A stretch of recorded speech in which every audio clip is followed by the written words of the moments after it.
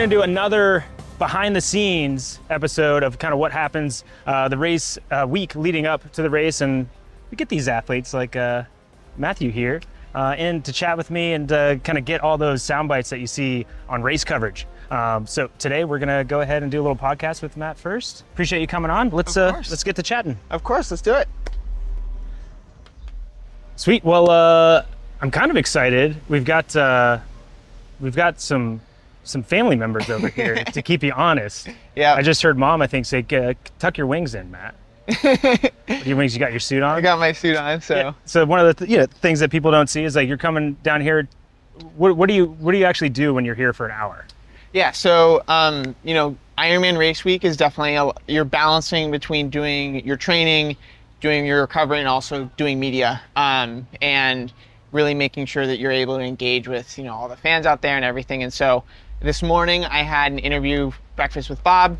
Well, I guess this morning I woke up at like 5:30, came down, did a swim at 6:15. Then I had a breakfast with Bob interview at 8:30. And then now I'm here with the great Ironman crew. And we'll do a little interview here, a little podcast for 30 minutes or so, and then get some sound bites for the docuseries. And then as well, I'll go get in my full suit and everything, and they'll take some pretty cool pictures of me so that I look serious and like a professional.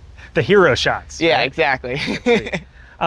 Dude, how surreal is it? I mean, obviously we chatted a little bit in Nice last year, and we've seen you racing a bunch and at the top of the sport very quickly. But how surreal is it being here the first time since you were here as an age grouper?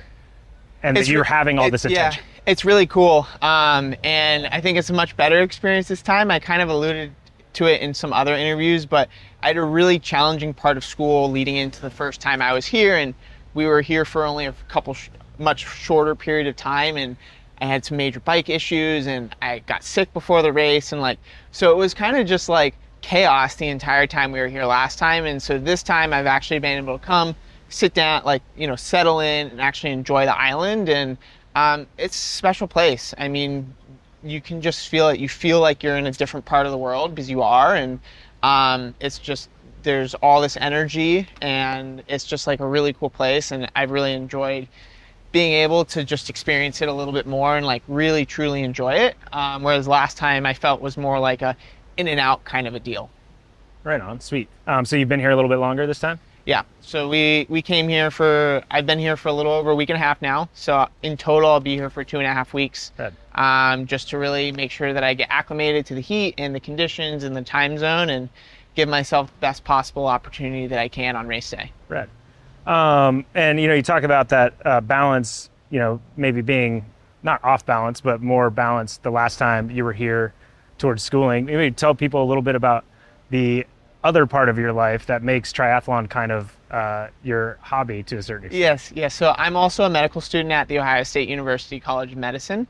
And that is what I will always identify with first, is being a medical student and a future physician. And so I've been balancing being a medical student and being a professional triathlete. And this year I've kind of taken a slightly different approach with medical school, in that I've taken some time off to focus more on research, which has given me flexibility to come out here for 2 weeks early, because I can do my research from anywhere in the world. And it's more about getting it done than specific tests and stuff like that. And so I've still had very, very heavy work schedule, and pretty much work 7 days a week from sun up to sundown type of a deal. But yeah, no, it's been interesting. I've never expected to be able to do Ironman triathlon, especially at the level that I'm at, as well as do medical school. But the saying, if there's a will, there's a way. And it's something that I really enjoy doing, both of them, and I think that they mutually benefit each other.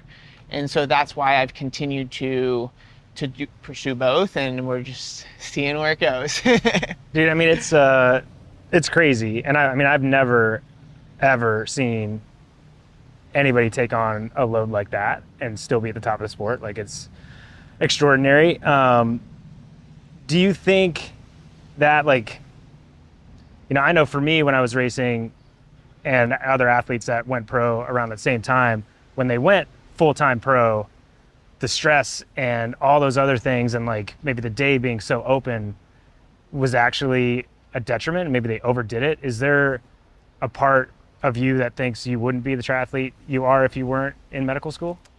Yeah, I mean, I certainly think that like has crossed my mind, and I think that's been part of the reason why I've been more against, just really truly doing only triathlon, is because I think for me in particular, having other things to do is really valuable, because it enables me to not perseverate on a workout that didn't go super well, or, I'm what I call an optimizer. And I think if all I was doing was triathlon, I'd become incredibly like focused on making sure every little thing is perfect. And with the constraints of medical school, I can't. And so I can't be 100% perfect every time. And so it's given me, I think, better perspective and better just appreciation for like getting what I can get done, and also just the importance of consistency. And in college, we always talked about like athletes often had their best academic semesters when they were doing their sport, and they would have their worst academic semesters off season. And so, I mean, I've just kind of run with that, I think, to an extreme. and I think like having the constraints of training means that I have to be really focused when I study so I can get everything done and still sleep. And then also having the constraints of med school means that like, I can't spend 2 hours procrastinating before I do a workout. Like it's got to get done. Otherwise it's not going to get done. That's super interesting to me. And it's, I mean, obviously, in my head, I default call you an overachiever, right? But you're so nice that I'm not like bitter about it. Right? Normally I'm bitter about overachievers, but you bring up a point where like perfectionism can actually be a weakness in the sport of triathlon, right? Like how does that speak true to you? Well, I mean, I think especially in the Ironman distance, I don't think anyone ever has a perfect race. I mean, we've joked, like Taylor's joked about like, winning by 10, 12 minutes, and is like, I haven't had the perfect race yet, but she's not joking though. Yeah, no, she's very legitimate. And it's like, that's because something will always go wrong. Something will always go slightly out of plan. And even when you do super well, you can't execute a race to exactly the way you expect or exactly the way you hope. And so if you have a perfectionist attitude, you could focus on that, and that could take you down in a race. Whereas you need to have like a short memory, and like something happens, you fix it and you get on your way and you get going. And that's really the key to the sport. And that's kind of how every single day is for me. Because I almost always have a plan when I start each day. Like I have my calendar, I have my meetings or whatnot. Something inevitably always comes up that surpasses the priority of all those things. And like probably by 10 a.m. every day, my entire schedule for the day has been completely thrown upside down, and have to adjust and figure out, okay, I'm going to fit this workout in here. Or I'm going to get this done because, so-and-so needs this here. And so just the constant adaptability, I think, is really important. And being a perfectionist can make that really hard to do.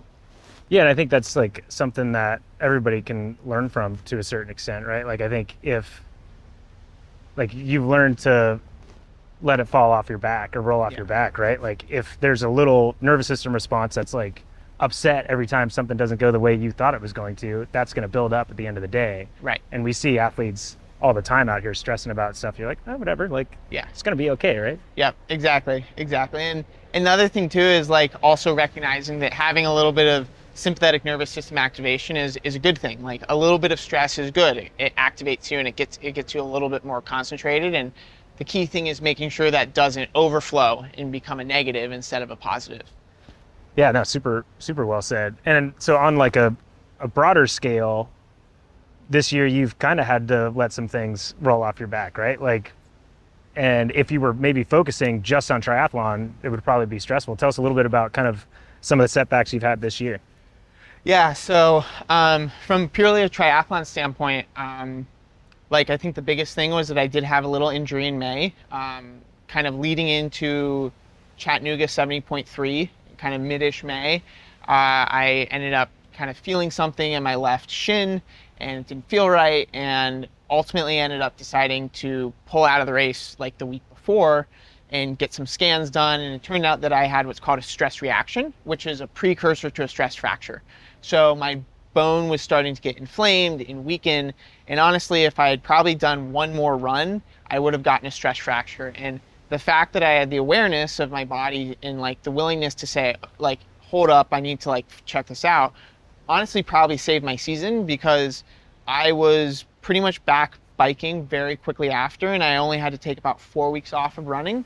Whereas if I had done that one more run and gotten a full stress fracture, it would have been 8 to 12 weeks of no running, and I wouldn't have been able to do Mont Tremblant 70.3, and I would have gone into Lake Placid with like 0 running at all. And so that was kind of the biggest thing. But during that time, it was just like, okay, well, I'm gonna focus on my bike a little bit more, and then also like get a little bit more research done, since I had a little bit more extra time on my hands now. So it provides some benefits in that regard. Yeah. Yeah, that's awesome. And then, so going into Placid, was your running training affected much or not really? It was. Yeah. I'm trying to think the longest run that we did into Placid, and I'm not really sure if I had logged more than one 13 or 14 mile run. Going into Tremblant in late June, the longest run I had done was like 45 minutes. In Placid, I had done probably maybe 2 or 3 runs over 10 miles. And so it was definitely not ideal, but you just kind of do it the best you can. And so the fact that I was able to run the way I was able to run at Lake Placid, we were really happy with, and I've been able to stay healthy since and get some good volume up leading into Kona. And so hopefully that will only mean good things come race day.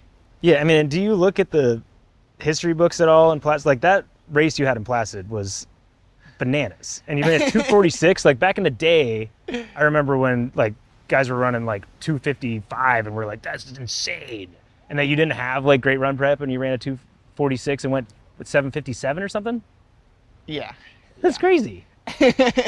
Yeah, so I intentionally try really not to learn very much about the sport of triathlon.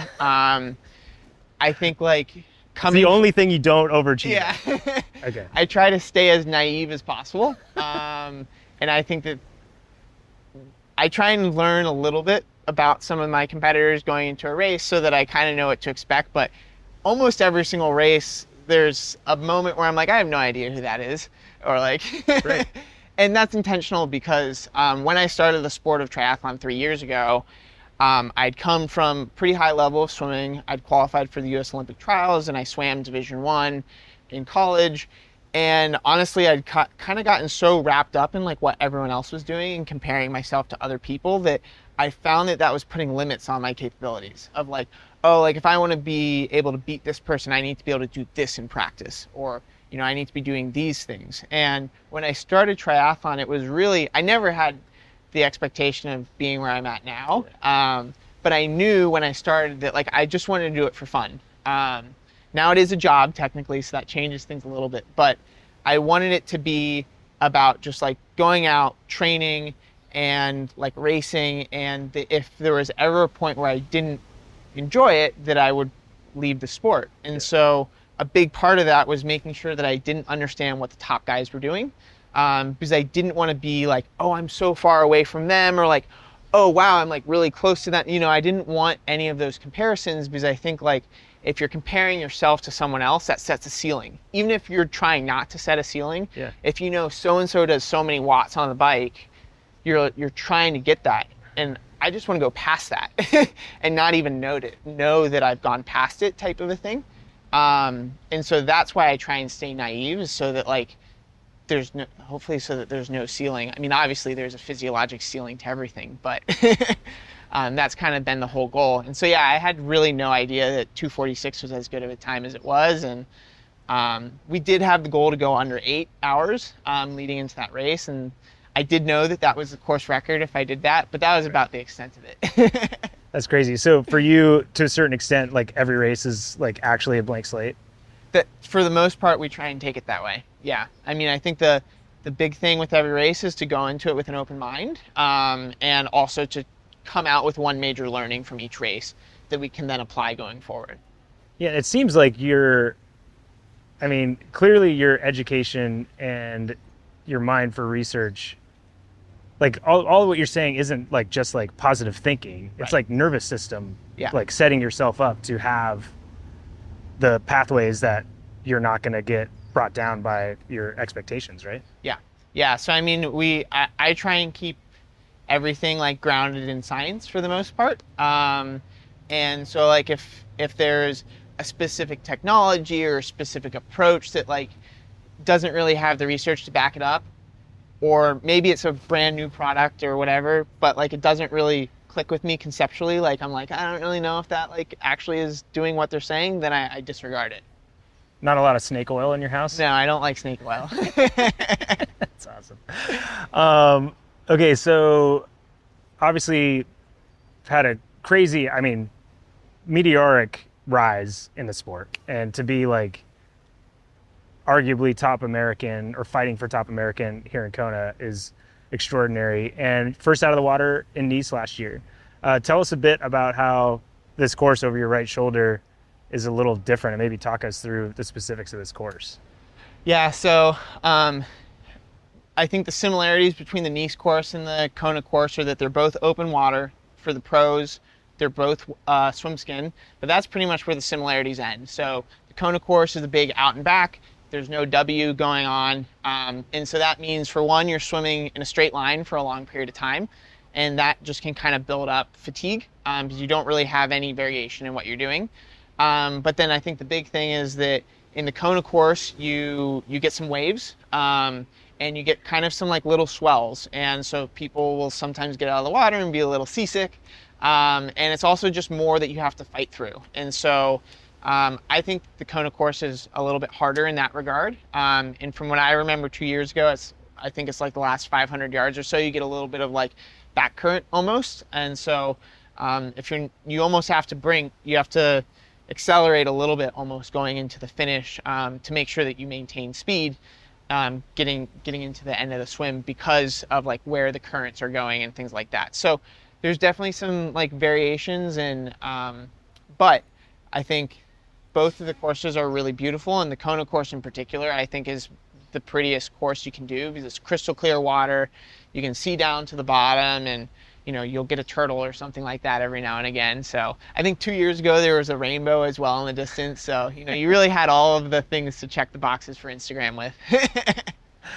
That's amazing. Yeah, so am I right in that I believe you said after Nice that you like didn't really intend to try to lead out of the swim, and it kind of just happened? Yeah. So I mean, my goal is always to be front pack, and so there's a balance between being first and conserving energy, because you know, the start of the bike is a really, really crucial part, and especially with the men, like you can lose the race on the swim, but you can't really win it. And so there's this balance between, you know, being first, being like top 5, as well as also like conserving energy. And so I never really strive to be first out of the water because I think sometimes you're just burning a few matches. But Nice, I was really well positioned for the whole swim and just kind of got out of the water and took off to go to T1 and, you know, got across the timing mat first. So I'll definitely take it, and I'm not upset about it at all. That's amazing. And so tactically, you know, I think the last time we were here, the group was like 20 plus, the front group, and that makes things maybe a little messy early on the bike. Yeah. So for someone that has the strength to maybe push the pace, is there tactics, and I know you said your goal is to be in that group, but is there any part of you that's like, yeah, this group being as small as possible is also helpful, or are you just swimming to be in the group? I think we'll kind of have to see on race day a little bit. I think there's the sport's improved so much that there's so many really strong swimmers that it wouldn't surprise me that even with like really pushing the pace, we're still going to get 10, 15 people in the front group. And so, you know, we'll kind of have to see what happens like on race day. But I certainly don't think that there's value in destroying myself on the swim just to, you know, drop 1 or 2 people. Yeah, and correct me if I'm wrong, but it seems like in the races that, and obviously field size is different and you're not coming out of the water with 20 people and Placid, but you're kind of just like, okay, here I go. I'm going to do what I do on the bike and see what happens. Yep. Is that change in a race like Kona where like there will be, and no disrespect obviously, but there will be people around you in that period of time. So what is that? How is that different for you, and what's your mindset going in knowing that's going to happen? No, I'm super excited that there's going to be a bunch of other guys on the bike, and I'm hoping that will mean that, like, well, one, I'm not alone for 7 hours, so that'll be nice. But also that, you we'll be able to kind of work off each other and really push the pace on the bike is my hope. But again, like we'll see on race day, but I certainly am not expecting to just disappear like I have on the other races. Everyone's just too good here. So. Right. And so every race is a blank slate, and it seems like you're pretty process driven, but like, do you have specific goals for the race on Saturday?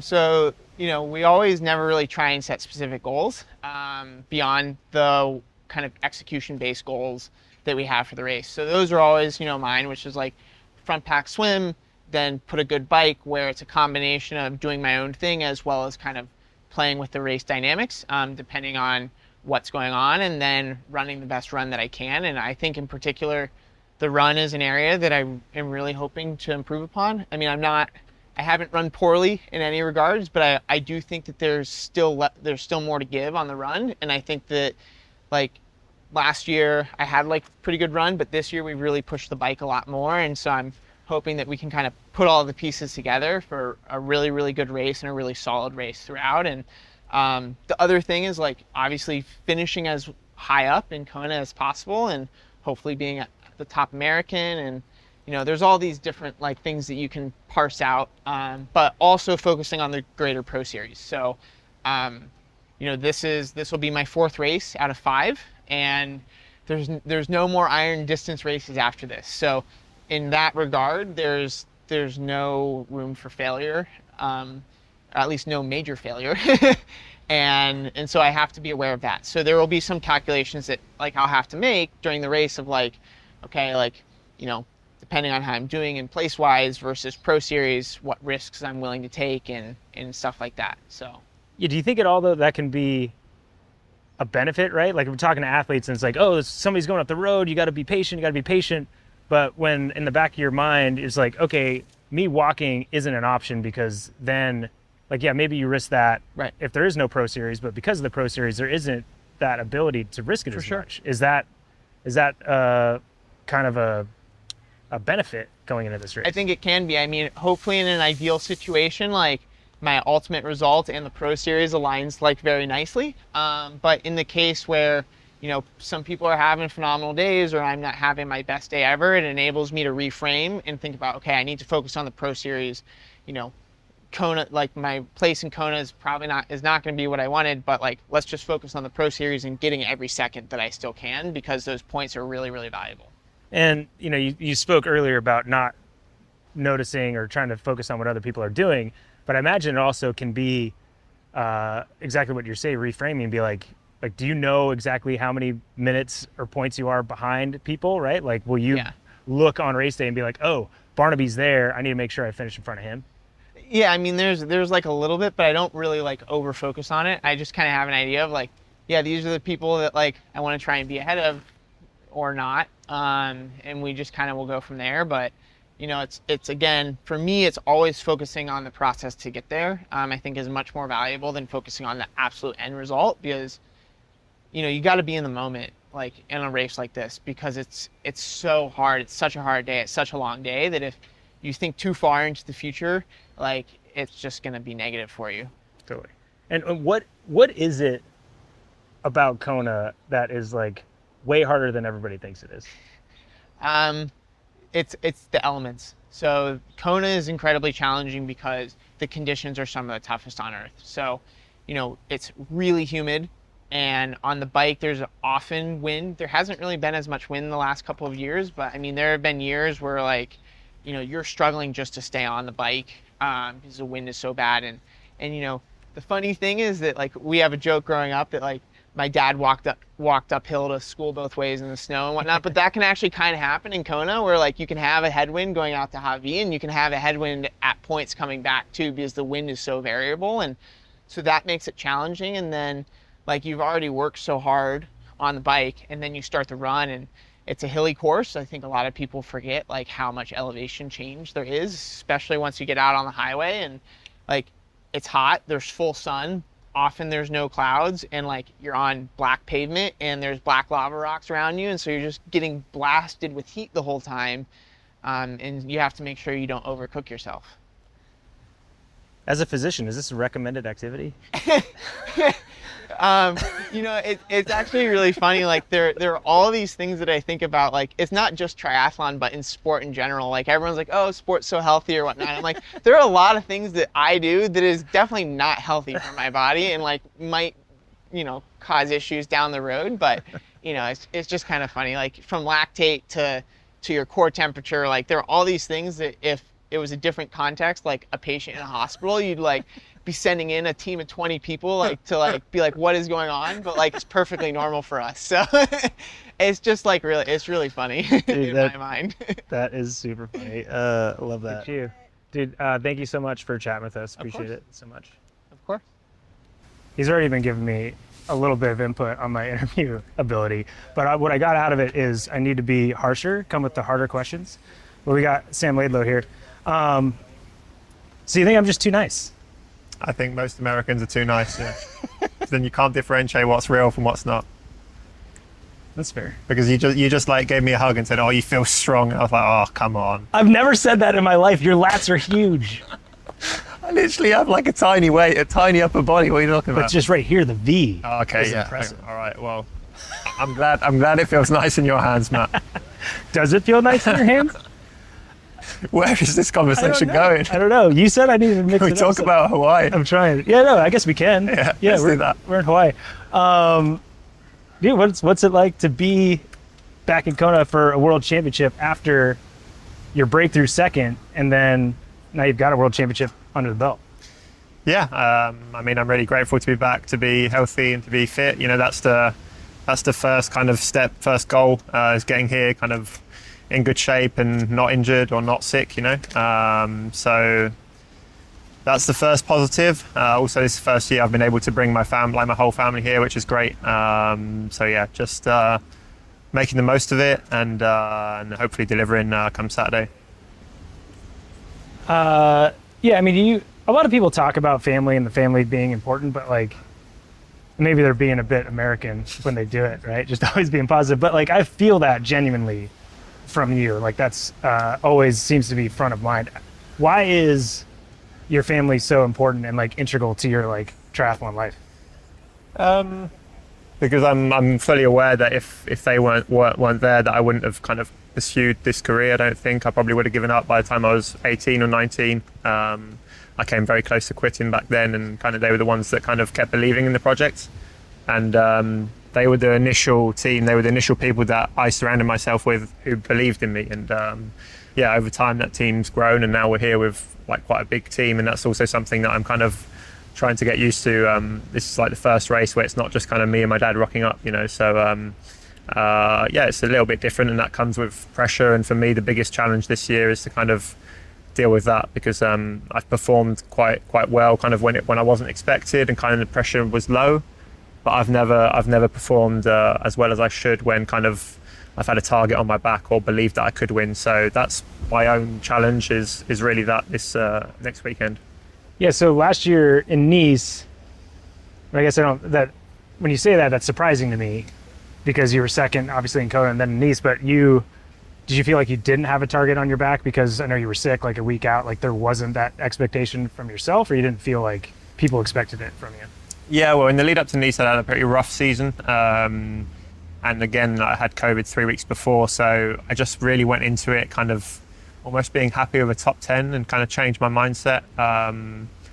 Because what really frustrated me last year was that I'd been much fitter early on in the season, and I kind of got to the World Champs, which was my A race, and I wasn't in the shape that I wanted to. And this year, I feel like we've built it up much better. I kind of had a slower start to the season, and this is like now I'm at my peak of this season anyway, and I would say I'm the fittest I've ever been. What I need to do now is make sure I translate that into the race, which is, again, another challenge.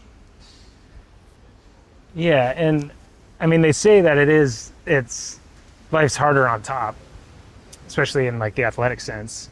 How do you get around that? Like that's then a mental game, right? Like you're trying to convince yourself maybe that everybody isn't expecting this out of you, but you realize that like you have that expectation, maybe other people do. How do you find a comfortable place where you're not just like sitting in those expectations?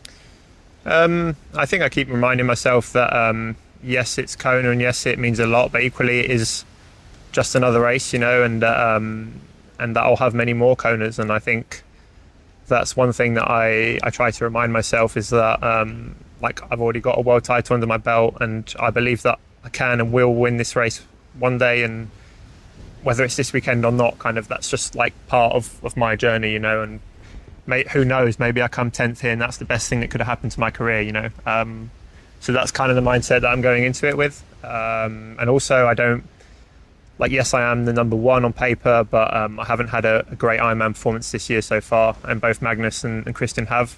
So I think on paper they probably are the favourites, and I need to make sure that I deliver my A game if I want to win.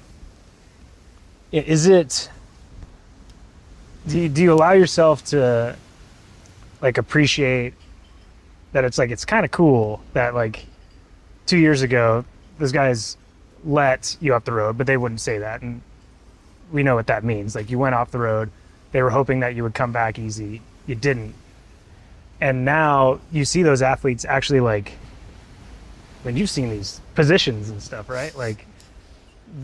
People are trying to make changes because they know that bar is raised, and they're looking at you as to have been one of the people raising that bar. Is it cool for you to be in that new position where you're actually kind of changing how the best are approaching this race? Yeah, I don't think I'm kind of myself. I'm changing how people are seeing the race. I think the sport is just evolving so fastly. I mean, whether it's equipment or the way we're training and the investment that's in it, I mean, there is more and more money in the sport, and that's great. But that also means that everyone's team is getting bigger, and the input of everyone is kind of much higher. So the level is just insane. And I mean, I've been training on the course, and kind of if I do a rep at Ironman kind of pace, I'll be going way faster than what we were 2 years ago. So I'm confident that if we have the same conditions, someone will be going under 4 hours on that bike course, and it was only 4 or 5 years ago that everyone was riding 4:15, and suddenly now we found 15 minutes. So yeah, it'll be interesting to see. I hope we have well, on the one hand, I hope we have really windy conditions, because that would kind of suit me, but on the other hand, I would like to see a really fast bike time, and hope that whoever wins the race also gets the course record, because I believe that will be the case. I think it's going to take a 4-hour ride, and 2:36 probably to win the race, them combined. So you can either run a bit faster and ride bike a bit slower, but I think that it's going to be somewhere in that realm, as long as the conditions aren't too bad. Yeah. Is that nuts to you? I mean, we had a production meeting a couple days ago, and we're talking about when the race is going to be done, and we're like, oh yeah, everybody, the top 10 will be done by, race starts at 6:20, they'll be done by 2 p.m. I'm like, what? That's that quick. We had Langa go 7:52 not that long ago. Yeah. And it was 7:40 to win last year. And I can't, or 2 years ago, what was your time? 7:40. Yeah, 7:42, I think. 7:42. Yeah. Is that crazy to you how quickly that's jumped? I mean, yeah, the time itself isn't crazy, but I find it crazy to kind of, the thing that I always remind myself is you put all this investment into the lead up of a race, and then you're I'm not sure if I can go through all this again, I really hope this time it works out. And then either way, you find another source of motivation that makes you go another year. But yeah, I mean, this time I feel like I'm close to kind of maxing out everything that I can do. And that's exciting. I mean, yeah, obviously there'll still be room for improvement year upon year. Next year I really want to focus on my run a lot more, make sure I'm competitive. At the moment I believe I can swim with the best people and ride with the best people, but I'm not the best runner, and that I need to make that step if I really want to kind of last in this sport, I think. Yeah, I mean, it's crazy looking at it. I think I was talking to Christian about it, we're running out of time to give up, right? Or it seems like you've got a few guys might ride under 4 hours, and as you said, you've got 2:32, 2:35s. Where does any more time come from, right? You have to be, as you're saying, to the point where you can not perfect the bike, but get to a point where you feel like you can be with the best, and then be okay, I need to be able to run at 2:36. Yeah, I think a lot of the barriers really are mental. There was there used to be this saying that nobody pushes 300 watts in Kona, and I'm pretty sure that Magnus, me, and Robert, all in our heads are closer to 340 to 350, now in our heads. So it just takes time and belief that you can do that, you know. And again, then there's probably Patrick thinking he can run 2:30. So each to their own. But yeah, it's I think a lot of the barriers are in people's mind, I guess. Dude, that's nuts. So like at 340, what's that like watts per kilo? Mate, watts per kilo are outdated. It's watts per CDA, mate. Really? Yeah. Okay, what's the watts per CDA? I don't know. I haven't calculated it, mate. Well, I don't know. Yeah, to be honest, like weight on this course is very like Sure. It's not very important. It's yeah, as I said, like how many watts you can push compared to how aero you are, and yeah, I mean, the course isn't like we're going to go probably close to 4 hours, and it really isn't like flat. You know, there's barely any flat on the course. No. You know, and it can be windy and stuff. So it's insane. I mean, I was in Victoria and Robert Callan rode 354 something over there. Yeah. And I mean, if you go around the course, like you'd be like, how the hell is that possible? Like it's insane the speeds we're getting up to. But it's great to see. It's great to see. I mean, I think the aerodynamic kind of aspect of it is everyone's putting a lot more kind of investment into it, and that's why the paces are getting faster. Well, that's what's crazy to me is that I hear what you're saying, and you know, I guess a boomer. I'm old school. I don't know.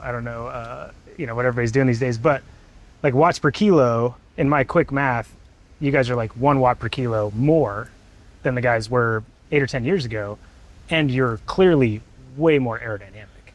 So like what you all have been able to do as far as raising the game on the bike, all while still keeping 240s in your head on the marathon is just insane. Yeah, I mean, it was. I think fueling's obviously changed that aspect a lot. Now people are fueling a lot more. And I think when the Norwegians came along, to be honest, they opened their eyes to everyone as to what was possible, because they basically their theory was if you had enough calories and were strong enough, then there's no reason why you can't hold your threshold, you know, or just below your threshold. So, and all of the guys on the start list, like our threshold is higher than 350 watts, you know. So theoretically on paper, like it would be possible to ride like close to 400 watts, you know, but it's like, have you got the strength, and how many, like, can you get enough gels down you to make sure you can do that? So yeah, That's insane. Okay, I'm done nerding out. Well, I might get back to nerding out, I can't tell yet. Obviously you're a much more known quantity than you were 2 years ago. Do you allow that to affect your tactics, like as far as when you're going to try to put an effort in on this course to put others on the back foot? Or are you still like racing your race, or is racing your race even a thing anymore? I don't want to race any differently, you know.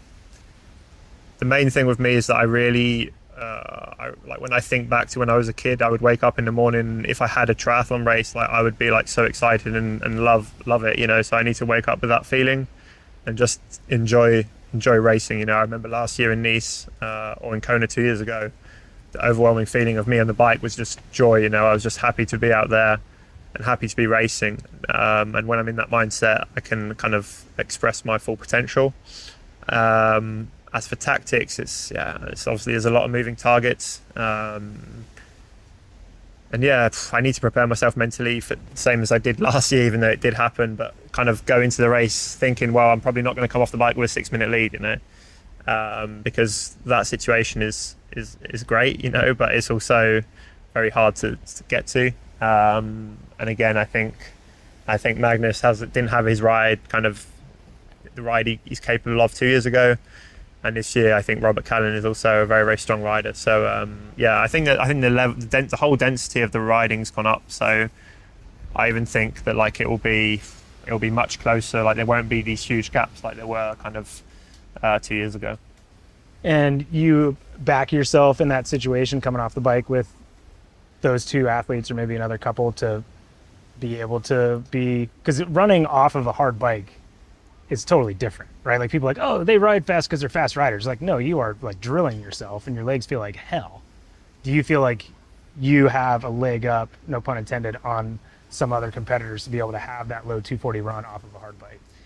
Yeah, I think this is the most confident I've been with my running. I kind of really put an emphasis on it for a solid 2 months, kind of before this last month of prep.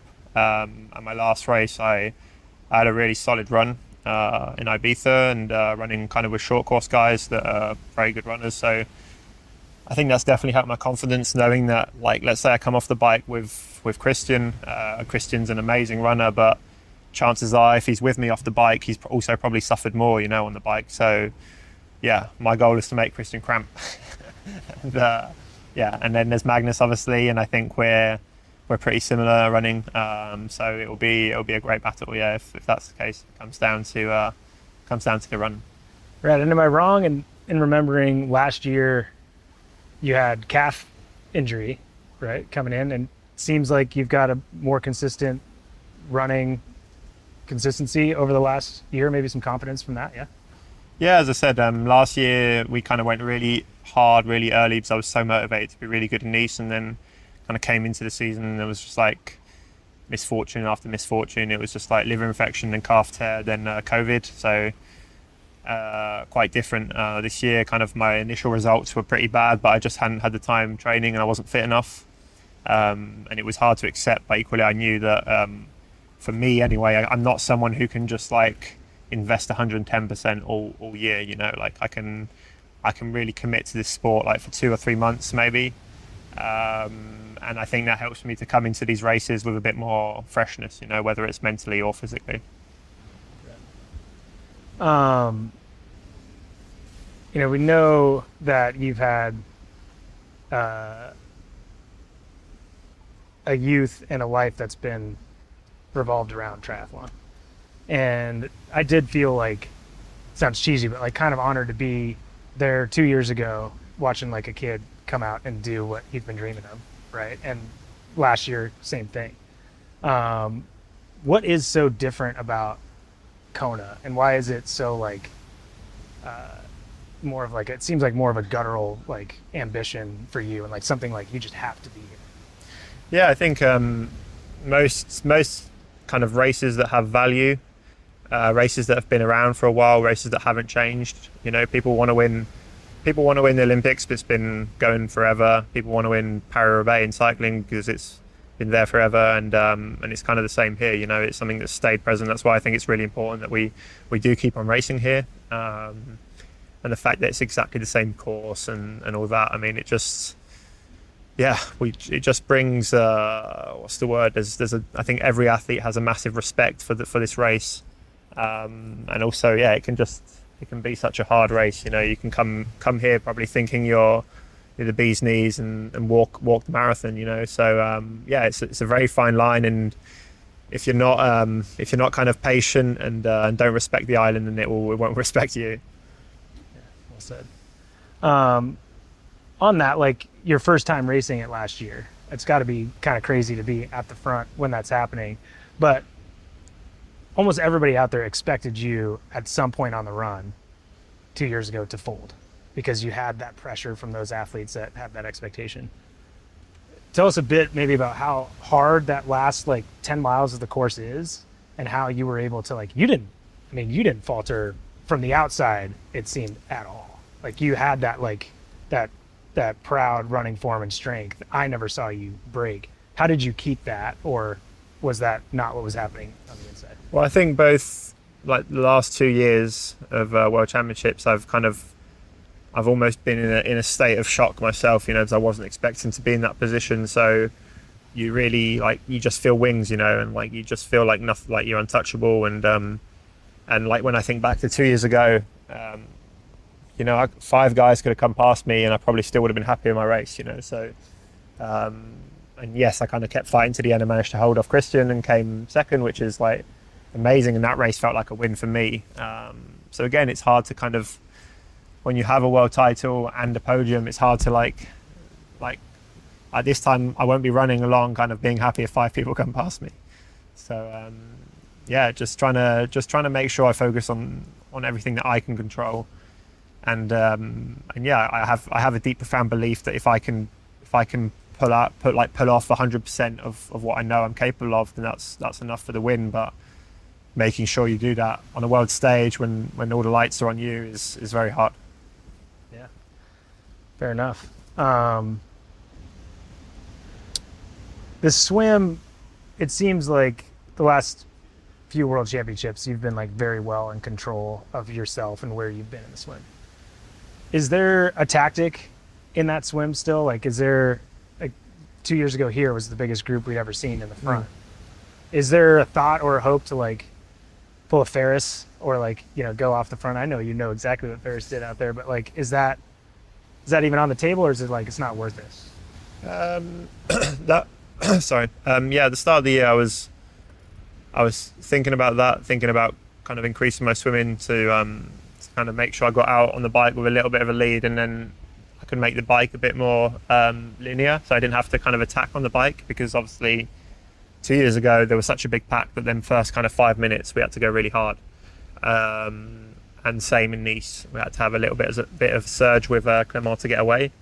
So if I can kind of avoid to burn that match, then that would be great. But I kind of used Ironman Vittoria as a kind of training for that, and I swam with Richard Varga, and that was a very, very hard swim, very fast swim, and I got onto the bike and I was cooked. So yeah, I'm not sure that's the strategy. Yeah, we'll see. I think it might break up a little bit more than the last few years. Maybe it's a little windier at this time of year, so it could like affect the sea a bit more, could be a bit more choppy. But we'll see, who knows. This race, often people talk about, and when you were watching it, we still had more of the old timers, but not like, you weren't, no disrespect to Mark Allen, but you weren't like alive when he was racing those races. But there was always this like respect for the island and the spirit of the island and this X factor. Do you feel like there is an X factor to this race and this island that people can't see on TV unless they're out there experiencing it from themselves? And what is that, if you think there is? I think you can picture that X factor, as you said, even through TV. I mean, I grew up watching it and sleepless nights watching kind of people crumble on the Queen K out there, and that's what I loved about it. I loved that kind of last man standing kind of vibe that you got from the race. You know, I really felt like the toughest dude won the race, and that's what I love so much about this race. I think a lot of other races, the fastest guy wins, but this one it's more than just that. Awesome. Well, looking forward to watching you race and seeing who the last man standing is out there. Thanks. Hope you feel my lats after the race again. I hope so too. Cheers. Last victim for the podcast is Magnus. How we doing, man? Really good. It's good to be here. 2 years since I was in Hawaii the last time, and I've been thinking about this moment ever since I left last time. So it's really, really good to be here. Rad. What's why is Kona so? Why do you think Kona is so important in the sport and like specifically special for you? In the sport, I mean, maybe it's easy if I start with myself first. Like, I got into the sport quite late, so it's not that I knew of Kona ever since I was a young child and so on. I spectated a local Ironman race in Denmark, which is called Ironman Copenhagen, and I learned of triathlon through that. So I didn't know about Kona until like pretty late in my life, maybe 18, 19 years old. But pretty quickly when I got into triathlon and I started out doing 70.3s. Obviously started watching videos and seeing awesome clips of people running here in Kona, and it was like Jan and Seppi and the Germans, they are dominating on Kona, and I learned pretty quickly that this island is special, and it somehow became the ultimate destination of triathlon in my mind. I had no idea that I would come here as a professional, nor that I would be sitting in a position where I was like trying to fight for the win. So in the beginning I was racing as an age group and thought I might qualify through age group 18 to 24, but now sitting here as a pro, saying that I want to race for the win almost gives me goosebumps. So it is for sure in my eyes, the biggest race in the world. That's awesome. You did not start triathlon until after you were 18, is that right? Yeah, around 17 or 18, I would think it's yeah, so very late compared to a lot of the other guys. And what were you doing before that? I was playing. I was always a very active kid, but I didn't do swim, bike, or run. I was like playing soccer and badminton. Basically, every time I had just a few minutes, I would go out in the garden where we live and shoot like soccer, trying to get better and that. So I was really, yeah, really doing that a lot and really trying to get the best out of myself in those sports, and probably as dedicated as I was to triathlon, as I am to triathlon now, but I just didn't have like the talent or also kind of the team I was playing on. It was a little bit, yeah, some people left and then there was no team anymore. So I quit those two sports and started biking a little bit for fun with my father, and also running a little bit with two mates I was in a school class with. And then, as I said, I learned of triathlon through spectating the Ironman course, and I signed up for a half distance after that. Yeah. Crazy. Dude, I bet you were insane at badminton. Yeah, I was pretty, I was okay, I was decent, yeah. Dude, we need to get a badminton. We have some really good badminton players in Denmark, actually, Yeah. so yeah. That's rad. Yeah. You'd be all over the place, right? That's great. I'm not very good anymore, though. I bet you could still dominate a badminton game in Kona race I week. think if we had a tournament, I would probably win. Yeah. We'll see if we can set up. I think this is a great spot. We'll see if we can get a badminton net, and post race That we'll would be have fun, yeah. a badminton contest. Yeah, look, no, not right now. We're gonna need some preparation time, but I think we could do it for race day. But dominate, absolutely dominate. That's crazy though, because how old are you now? 26. Dude, that's crazy. Yeah. So in 8 years, you've gone from not swim, biking, or running to a favorite. Yeah, and I could swim, but it was really, really like doing a 50 lap in a long course pool was tough. Yeah. So That's crazy. Did you have people around you, or were you like that helped you once you started getting going? or- no, so in the beginning it was yeah, I spectated the race and then I signed up, so it was like my own project of trying to complete one, and I didn't even think think about if I wanted to do more after that, but I really thought it was motivating and fun and inspiring, so I kept on doing it. And then yeah, in the beginning it was mainly myself, but then I started training with a little bit of like some different people I met along the way. And then I got into the triathlon club that is in Copenhagen, and I would say that was probably the moment where my, not career, but my development went from a happy age grouper to like more professional style, where back then I was coaching myself and was like doing way too much and training way too hard all the time. But then I met my current coach, who is also the head coach of the triathlon club that I trained with. And he is a former professional himself and has raced on Hawaii as a pro 2 times as well. So he really knew what it takes to be a professional. And then I met him and we started training under his advice. And from there on, my level basically just skyrocketed. It was, almost, it's quite crazy to see like the progression from year to year. And Yeah, does that give you a special confidence knowing that like if the race 2 years ago didn't go as you wanted, that like your progression is still at a point where you're going to continue to get better? Yeah, I think just in general that I'm so young in the sport. So we believe, of course, I'm at a super high level now, but we are constantly seeing progression in all 3 disciplines. Like still, it's not as big steps as I took back then, but still we're seeing improvements from just continuous improvement all the time. So I think if this race doesn't go to plan, it calms my mind to know that I should have at least some good potential still left just by doing the sport for a longer time. Yeah, that's rad. And obviously like your progression is unique, but it seems like the age next to the podium finishers results in the end is a lot younger than it used to be. What do you think it is about all y'all being able to like find what it takes to get to the top so early? I don't know really. So yeah, I'm really young in the sport, and some of the other young guys have been in the sport a long time, and there are also other examples like me that has come in quite late. So, but I think it's like natural that there will always be a change of the guard of older people that has dominated, and then some younger people coming up.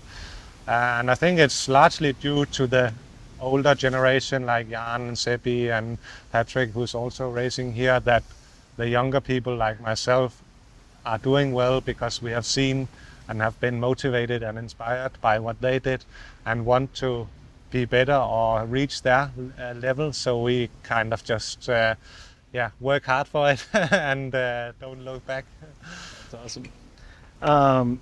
So for world champs the last 2 times, and I didn't ever see you publicly say that you were disappointed with your race in Nice, but I know talking to you afterwards, and it was less you saying it, and me, like I could tell that you weren't your best self, right? But you never make excuses. No. But knowing that, like, are you excited for the possibility of having a day you know you're capable of at a World Champs? Yeah, I feel like I have raced 2 World Championships now, and I feel like the first one here in Kona 2 years ago was a bit out of my control, but Nice last year, I was hoping to be able to challenge for the win, and Sam just destroyed us all. And that was a really, like, when you are beaten by someone that dominating, that really, because leading into the race, I was thinking I would be able to like hopefully beat him, but at least give him like race well within, very close to him. But he basically just took off from the beginning of the bike and never saw anyone else again. So that was really like hard for my self confidence probably. So I've been working really, really hard after that, and it's super motivating and exciting to know the shape I'm in now and how well everything has gone so far. So yeah, since Nice, I've basically been thinking about this race. I would say every day. So. And you think you're in a position, you've got the tools, and you're in a position to win the race or put the performance you need to be at the top? Yeah, I think so. Yeah, I'm probably in the shape of my life, and obviously it's going to be difficult, but yeah, I would have to play all 3 disciplines up to my potential, and if I do that, I know I will be in a position to race for the win. I can't control if Sam has a day like he has had in Nice, but hopefully I've improved also since then. So yeah, I think it will be a very close race. The swim here in Kona is different than other races. You have had one experience. What was it harder than you thought it would be, and what makes this swim course so difficult? And that, like, to me, it seems like so disorienting. Like, you want to, like, people are like, oh, get on the group. You're like, I don't know where it is, right? Like, what is it that's so hard about it? Yeah, I think it's like if you look on the map, it's really simple, out and back pretty much, but it's the currents and the chop, and obviously no swim or no wetsuit for people that got into the sport without a swimming background like me is not ideal. So it's just a tough swim course because of those conditions. And also I think what, like, the course here in Kona is tough as well, the bike course and the run course, but what makes the races tough are always the people that are here. So if I race this course alone, it would probably be like, if I did it as a time trial, it wouldn't be as tough. But when you place all the strongest guys here in Kona on this course, then it just, it's carnage. Yeah, and like when you're in that moment, like, tell us what that's like. I think people underestimate, like, you're kind of in like a bar fight to a certain extent, right? Yeah, especially in the swim, it's like everyone has been tapering for this race, so everyone is fresh, and it's like the 50 or how many people we are, like probably the fittest guys on the planet, all lined up within 25 meters of each other, and we all want to get to that front pack, because getting in the front pack in Kona can really make your life easier later on in the day. So when the gun goes, everyone no one is thinking, oh, this is an 8-hour day. Let's just get out to the first buoy or to the turnaround point as quick as possible, and then kind of deal with how much that has taken out of you later on, because it can make such a big difference to hit the front group. And do you think there's this is going to sound like a dumb question, and maybe it is a dumb question, but is there an advantage at all to not being in the front swim group when it comes to the early sections of the bike and not having to like be there when all the chaos is happening? Yeah, it's I would say for me, I would really like to be in the front group, but it's also I tell myself pride myself that I'm a strong biker. So, but for maybe people that are, because if you are in the front group after the swim, it's going to be extremely surgy on the bike in the beginning, and that can also take a lot out of you. So maybe if you are a little bit behind and can like bridge up slowly and not follow the attacks, and like with the group dynamics, accelerations or almost braking sometimes. So if you can like just do your own thing from behind.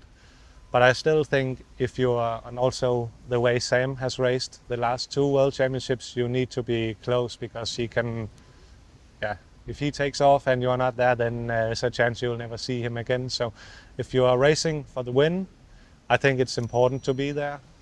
But if you are maybe racing a little bit more conservative, a podium, top 5, top 10, then I could see maybe it's a benefit just to do your own thing. But the win is very different than a top, like a 4th place, for instance. The win, you have to take some chances. You can't just play it safe all day. So giving Sam a head start isn't a good idea. Probably not, if he is as strong as he has been the past few editions. That's awesome. What would a dream race scenario be like for you? Is that you going alone, you riding with Sam for a bit, and then hanging out there on the front? What does that feel like? So I think for the swim, hopefully I will be in the back of the front pack. If not, then ideally, if I'm not within 60 to 90 seconds, it will be a very hard, like then it will be tough to come back, and then I might do like a slower, trying to close the gap, but ideally within a minute of the leaders in the swim, and then bridging the gap.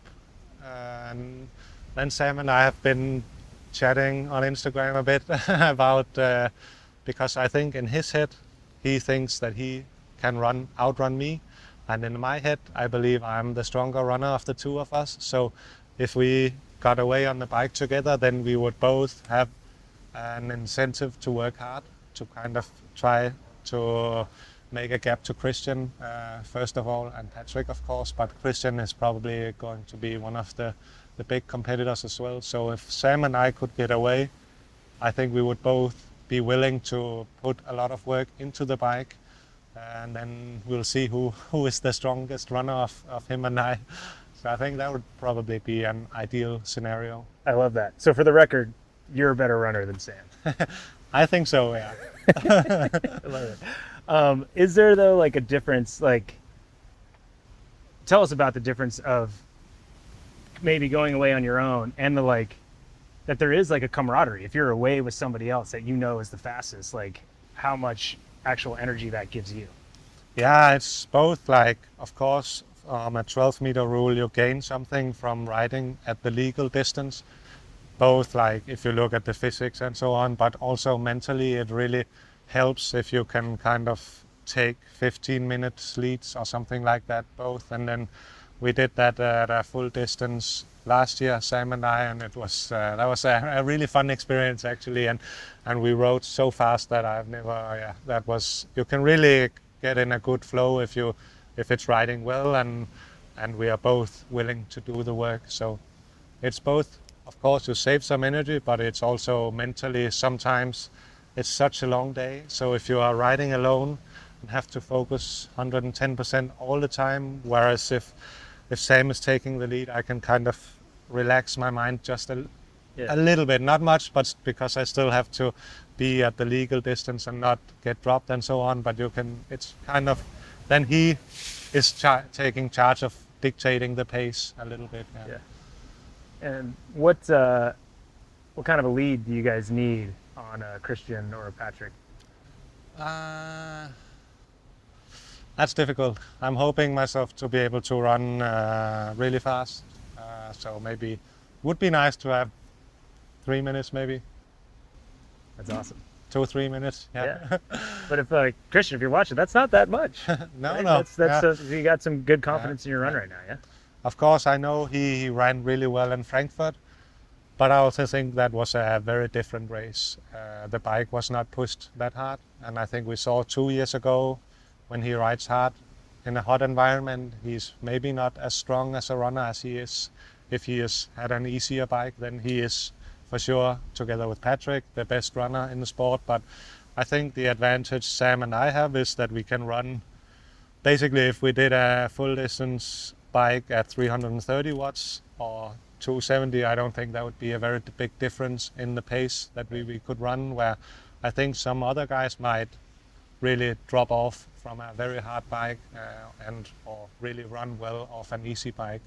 But I don't think there is that big of a difference for guys like Sam and I.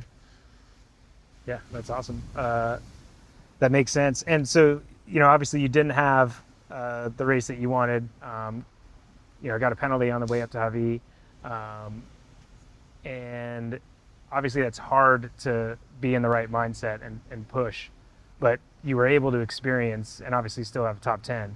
How hard the run course is here. And as scientific as everybody is, what is it about this run course that can still make people stop? It's obviously like the heat and humidity is just on the run compared to the bike much more difficult, because you have the wind cooling from the bike, where on the run you're going that much slower that you don't really get the cooling effects of from the wind the same way. So it's a lot about overheating, and then also like we've done some measurements on how much I'm sweating, and it's crazy. Like you can dehydrate so quickly if you are not aware of how much you are actually losing per hour. So you have to be really careful about cooling and also replacing the liquids that you are sweating out. And then I don't think there is a single flat meter, or like it's like constantly just up and down on the run course, which is also tough. And then also mentally, I think Alley Drive is pretty nice. A lot of people and going up Palani, and then you turn left on Queen K and you have 10 Ks out to the energy lab, which is also, if you start to struggle there, it's going to be a really hard day. But then you do energy lap, which is traditionally where people start to struggle a lot. But I found last time I did it was actually when I turned right after energy lap and had those 10K on the Queen K left, where it's just, you can like see where you have to go, and it's so long. You think that energy lap is, I'm soon there, but you still need to run 10 more Ks, and they are really undulating. So I think it can be a mentally very hard run course if you don't save something for the last part. Yeah, is that maybe the hard part of it? And what gets people is that people think Ali'i Drive is flat, Yeah. and that's where you have to hold yourself back because they have so much crowd. Yeah. And by the time you get up to the top of Palani, there's nobody else around, but that crowd has like made you overdo it, probably, right? It's like the contrast from running an Ali'i Drive, where the atmosphere and the noise and the drums is just like giving you wings, and then you turn up Palani, which is also really good atmosphere. People are, but it's a steep hill, so you run way too fast because people are cheering you on, and then you turn left, and then you are basically on your own the rest of the run course, which the contrast from being in a crowded environment towards like nothing is quite big and can be challenging. I like to get out sometimes and be in a bit of my own headspace, so but it is really tough. There you go. A great chats with some of the contenders coming into the race this weekend. A little more behind the scenes than we've gotten in Kona before, and I super appreciate the opportunity to be able to share those chats with you. It's something we do every year, and we're right. King Cam's right behind me. We got the Kailua Bay. All the action from race week is here, and this is something that these athletes are used to doing every year, but first time we've been able to show that experience with you here in the Ironman Insider presented by Morton. But a lot more content coming at you. You know where to find it. And can't wait to bring more of these interviews to you on the next podcast.